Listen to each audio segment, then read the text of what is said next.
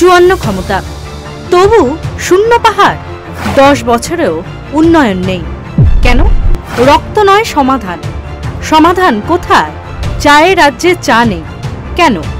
উন্নয়ন নেই, চাকরি নেই। জিটিএ কি দিল? জিটিএ পাহাড়ের স্বপ্ন নাকি প্রতারণা? 2 সেপ্টেম্বর বিধানসভায় জিটিএ বিল পাস।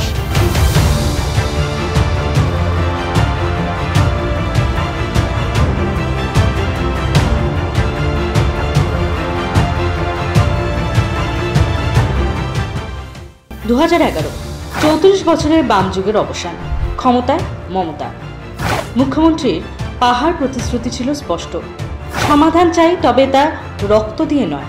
আর সেই প্রতিশ্রুতি রূপ পায় জিটিএতে, গোর্খাল্যান্ড টেরিটোরিয়াল অ্যাডমিনিস্ট্রেশন। 18 জুলাই 2011 কেন্দ্রীয় সরকার, রাজ্য সরকার ও গোর্খা জনমুক্তি মোর্চার মধ্যে ত্রিপাক্ষিক চুক্তি স্বাক্ষর হয়। এই চুক্তির উদ্দেশ্য ছিল পাহাড়ে শান্তি প্রতিষ্ঠা, আধা স্বায়ত্তশাসিত প্রশাসন, গোর্খাল্যান্ডের দাবি অনুযায়ী রাজনৈতিক সমঝোতা।